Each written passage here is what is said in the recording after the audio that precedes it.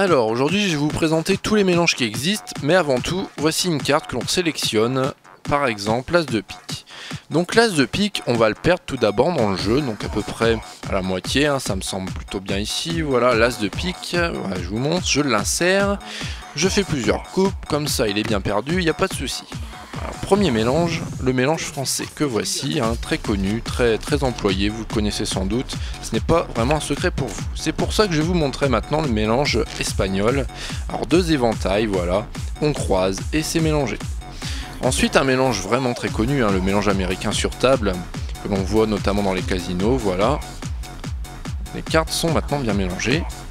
On a aussi le mélange américain en main, le même, hein, à peu près pareil, un petit peu plus brusque on va dire, voilà.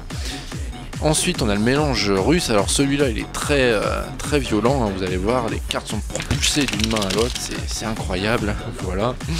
Ensuite on a le mélange parfait, alors celui-là il est assez sympa puisqu'on prend la moitié de chaque paquet, enfin la moitié du jeu dans chaque main, vous voyez. On vient frotter et toutes les cartes s'imbriquent vraiment les unes après les autres, alors je sais pas si on voit bien mais si on plie et qu'on écoute, vous voyez, ça fait un joli bruit, c'est sympa. Ensuite on a le mélange chinois, alors celui-là il est très sophistiqué puisqu'il se fait à une main, vous voyez. Ça s'imbrique les unes après les autres, on lâche et ça fait un joli bruit aussi, hein, c'est sympa. Ensuite on peut couper le jeu bien sûr, et là on peut finir avec un mélange japonais, hein, parce que j'en connais pas d'autres. Alors vous voyez des cartes on en met dans tous les sens, à l'envers, à l'endroit, enfin bref. Ce qui fait qu'on a des cartes à l'endroit et on a des cartes voilà, à l'envers.